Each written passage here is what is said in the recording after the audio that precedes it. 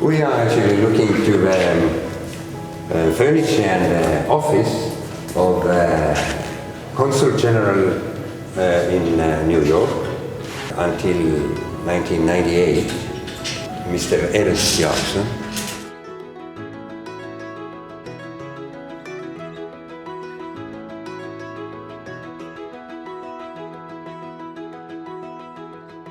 It was the American government's decision to create Voice of America, for instance.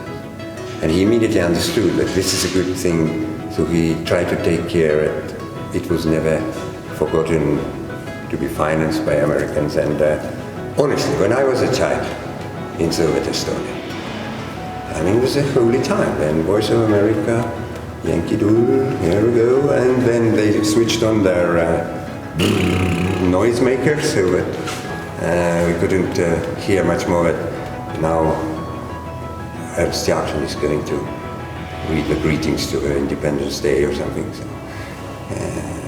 he was one of the few people also we knew. That is, okay, everybody knew that there are lots of Estonians in the United States using the generosity of that country and the government. But he was, again, some kind of personification. Ambassador Jaakson played such an important role in the US-Estonia relationship. For many in the US, he represented the Estonian spirit of independence as we work to maintain our recognition and push back against the illegal occupation.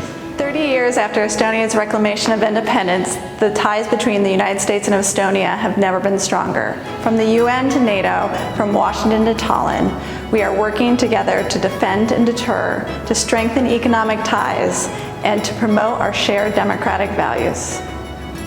From all of us at the US Embassy in Tallinn, happy anniversary, Estonia. Head taasiseseisvumispäeva Eesti. We are proud to be partners, allies, and friends. Pikka jätku sõprusele ja vabadusele. Here's to the enduring partnership between the United States of America and the Republic of Estonia. Elagu Eesti Vabariik!